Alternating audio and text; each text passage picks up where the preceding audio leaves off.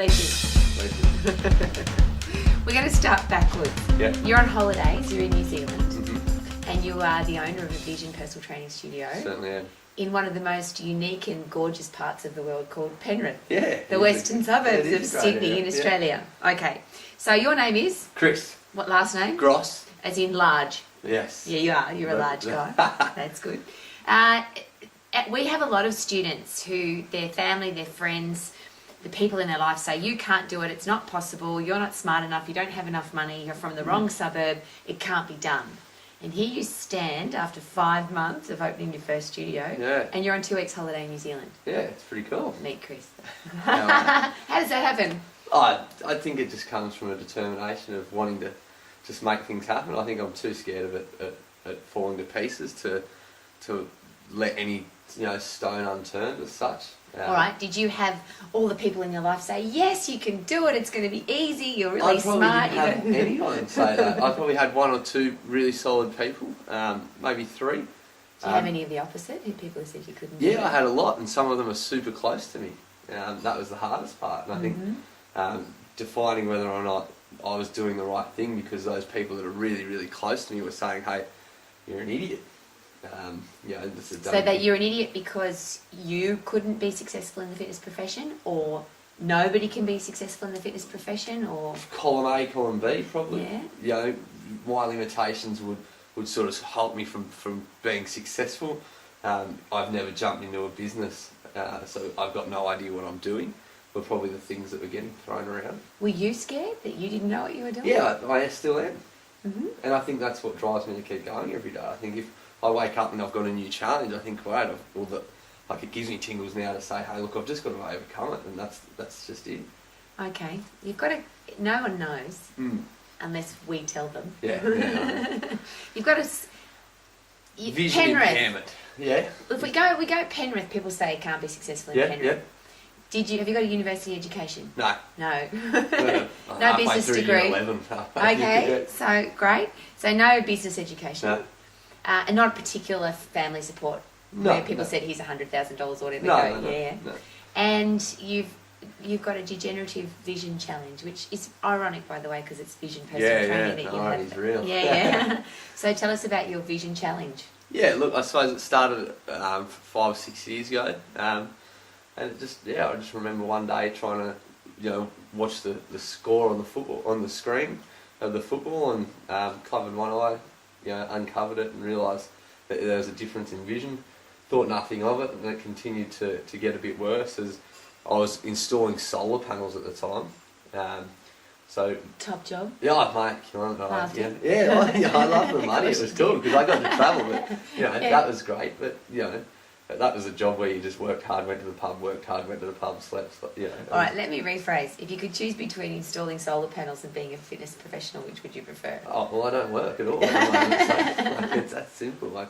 You love what you do so much that it's not like work. Yeah, exactly. And I'd probably get in trouble for that. From my partner, but that's okay. Because it's the balance between it's not work at all. It turns to it's having fun. It's playing. We always talk about going to play and things like that. Because most people have a job and go to work. Yeah, and they hate it. And you do what you love and go to play. Yeah, and sometimes you can realise that it's 10, 11 o'clock at night and you're still playing and it's time Come for in bed. from play. Yeah, exactly. No, mum, 5 5 minutes. minutes. All right, so you've got a vision challenge. Yeah. Which, by the way, did you see you skipped it over? Because for you, it's not really a challenge, is it? Yeah, all right. I didn't notice that either. But I suppose again, it started with one. I went to the other. It slowly deteriorated. So technically, you're blind. Yeah. Well. Yeah. You can't drive. No. How do you operate? Because you're looking at me now, and you look at the camera. How do you physically operate? When I look at people, I try and I look where their noise is coming from, so from their mouth, and then I look a couple of inches up and hopefully grab a bit of eye contact from there. They're the sort of systems that I go through. So you can see movement? Yep. So your hands down here are fine. Yeah. I can't see your face at all. Okay. Which is unlucky. But you train. Yeah. You don't just own the studio. You train 35, 40 people every week. Yeah. Yeah. Yeah, I don't know. It's just, Yeah. It's just I'll say that happened. again. 35, 40 people every week. But when you're a full-time personal trainer, which is what you before you bought the studio, how many sessions of personal training were you doing? Oh, look, I was striving for the top position in the Vision Network out of 419 trainers, and I got beaten by PT of the Year, which I'm very stoked about. And she did 55 hours and I did 54 and a half, so 109 sessions in a week. Can we just say that again? 109 sessions in a week. That's half-hour sessions. Yeah. So 55 hours. Yeah, just about, yeah. But out of 168 hours in a week, we've all got that. Yeah. Only 55 of those were invested in helping people to be healthy, fit and strong. Yeah, I know. So you were one half hour off being personal trainer of the year. Yeah, look, no, it wasn't. She, that wasn't my goal. My goal was to help people. I just wanted to see what it was like to be on the top. You know, famous Zig Ziglar quote, view from the top. I want to see what that looked like. And how is it? Yeah, it was pretty cool. Yeah. Just as a side note, one of the other things you've done is jumped out of a helicopter in Switzerland. Yeah. Over the Swiss Alps. Yeah, that was. Could you see what was going on that day? No, that was probably the cool thing that got me to do it. You know, that was probably if I could see it, maybe I wouldn't have done it. You know, a lot of it was done with my eyes closed, but but it was cool. Like I think that was the thing that, you know, again, if I could have seen it, I probably would have happened. Obviously, I'll be leaving here today and heading down to Christchurch, and I'll hopefully be bungee jumping in Queenstown. So he's going on a sightseeing tour of Yeah. New Zealand. That's so cool. But, you know. So if we wrap all of that up, and I mean I could chat to you for hours because you are one of the people look for inspiration. Because a lot of people have got in their lives, you can't do it, it won't work, you've got no money, no education, no support, you can't do it. You've proved to everybody that that's just not true. You can't see, you come from a low socioeconomic area, haven't got a university education, and you're at the top of your game. So what drives you? What's made that happen for you? Probably all that wrapped up, Robbie. Like all that, in a sense of people always saying you can't do it, and as politely as you want to really tell them to go and say, hey, look, I can do it. And I think the satisfaction at the end of the day, I love proving people wrong. I love proving the fact that it's not like the people that say it are realists or glass half empty type people. And you know, I'd love for one day to inspire those glass half empty people to be a glass half full and go, holy wow, that glass is half full. Yeah, and be like, hey, maybe this is possible. And you know, on a second thing, it's like you know, so many people put this stereotype of if you're vision impaired, you can't drive, you can't do this, that you can't do anything. And you know, I fall over a lot. I graze my knees. I bump my head. You got some really cool scars. Yeah, terrible ones. They're really, really cool. You know, and I often I fall over a lot. I can't read. You know, I've got all those things, but I think that those challenges every day are what makes me get up every morning and realise, hey, look, you know, I don't need my sight to be able to talk to someone, and I don't need my sight to be able to train them and ask the right questions to get the right to get them to answer their own, you know, definition of their success. And I think that for me, it's about, you know, I want to help people realise that there is more out there, and you know, and personal training and is the way that I can do that right now.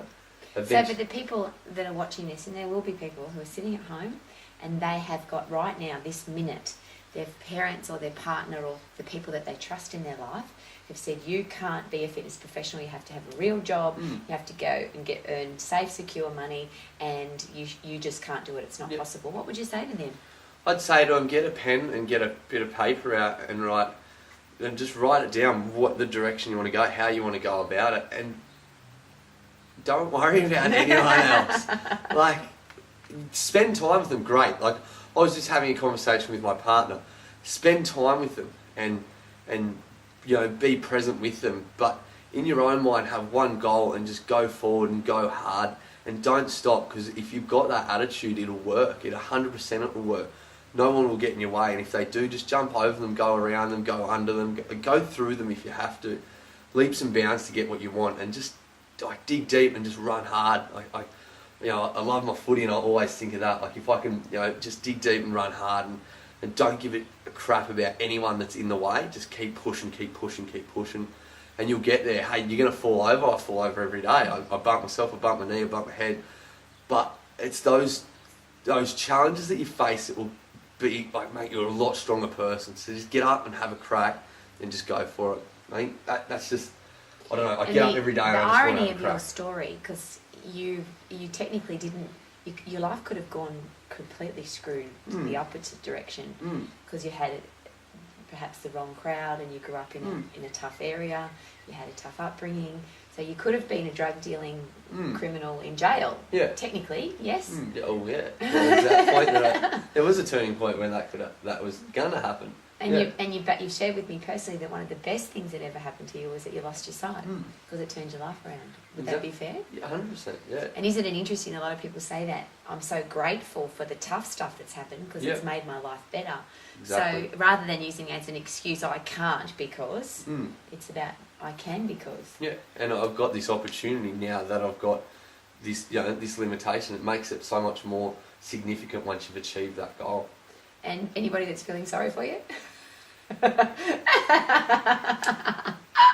Just go hard, live it, love it, and just really just drive And it. I have one last question. Yep.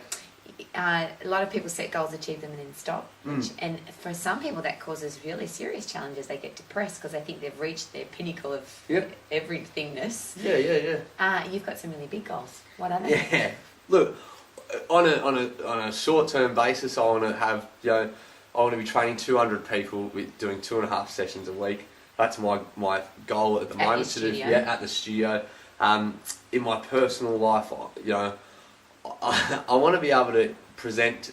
I've got a crazy idea that I want to be able to present to someone, or people, thousands of people in New York with a briefcase and a beautiful looking suit, and I want to one day own an apartment in New York. Also, I want to have a place, Airbnb in Switzerland, so I can travel there and see what the snow's like, and it's just a beautiful place. So I've got all these points that I need to reach to get there, and I think for me that they're just, when I pick it, like, again, you can picture it. In my head, I can see so clearly what they look like.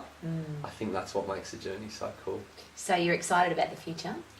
Can't wait. You're excited what's happened in the past. Yeah. And you live in the present because you're a happy, positive guy. That's right. Thank you so much for your time today. Thank you Very so cool. much. And if you're sitting at home thinking that you can't do it, then Chris has just shared with you that you can. And just have a crack. See if you can get awesome. Look at the elbow.